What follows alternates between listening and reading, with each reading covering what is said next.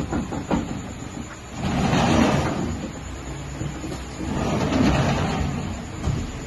morning. My name is Dave Bronco, your nurse for today. The first step we need to do is review the patient's medical record and check the patient if there is any movement limitations. After that, perform hand hygiene.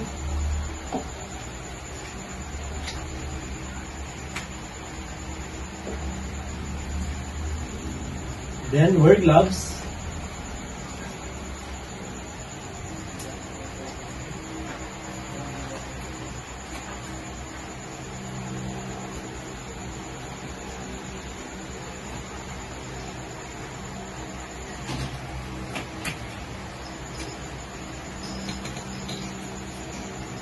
After that, identify the patient. So, what's your name po? I'm Jordan Bindogna. Birthday po? August 28, 2006. Age po? 18. After identifying the patient, explain the procedure. Sir, I'll be moving you from bed to wheelchair po. After explaining the procedure, provide privacy.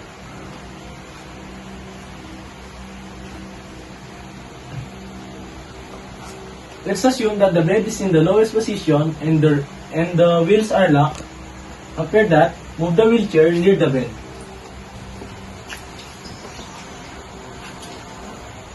After placing the wheelchair near the bed, lock the wheels so that we can avoid unnecessary movement.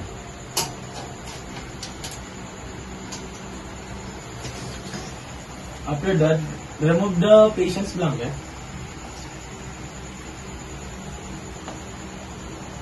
And ask the patient to move in the side position.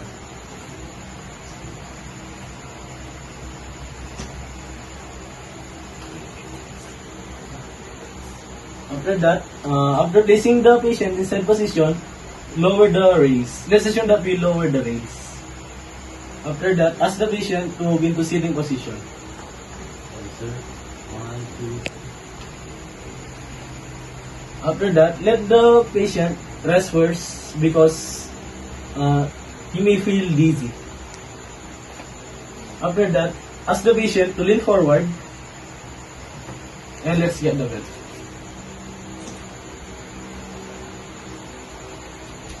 Place the belt on the patient's waist.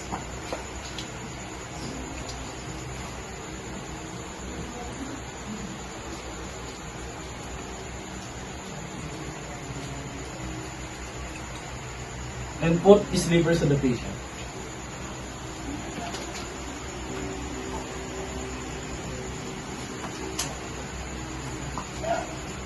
After that, let's hold the patient to the wheelchair. Yes, sir. 1, 2, 3. Ask the patient to hold on the side of the wheelchair. After that, place the patient in comfortable position. So, in a comfortable position na po ba? Then, let's lower the footrest and put the patient's feet in.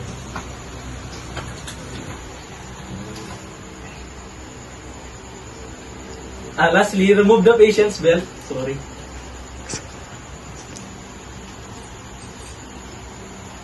After that, we're done. And the next procedure is placing the patient on wheelchair to bed.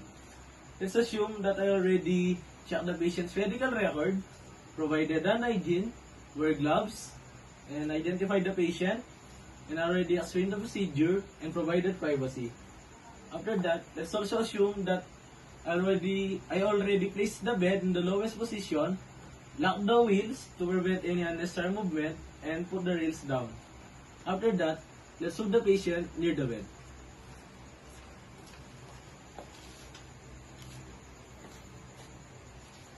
After placing the patient near the bed, lock the wheels to prevent unnecessary movement.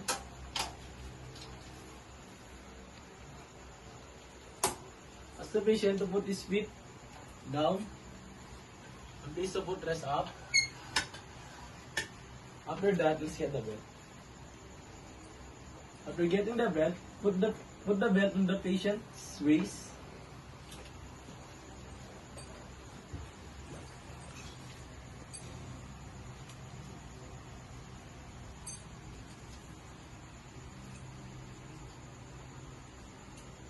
And after that, let's place the patient onto the bed.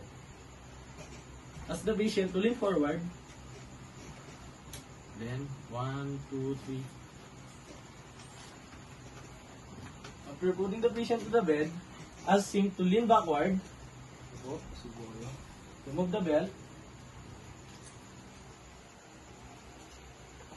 And also the sleepers. After that, let's ask the patient to lie down.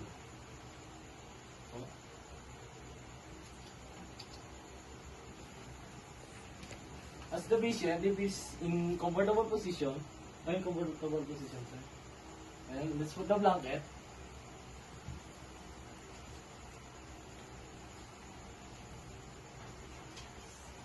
Let's assume that I already placed the bed upward and put the rails up.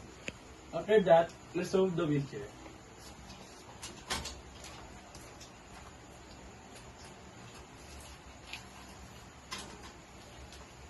After that, remove the gloves and perform hand hygiene.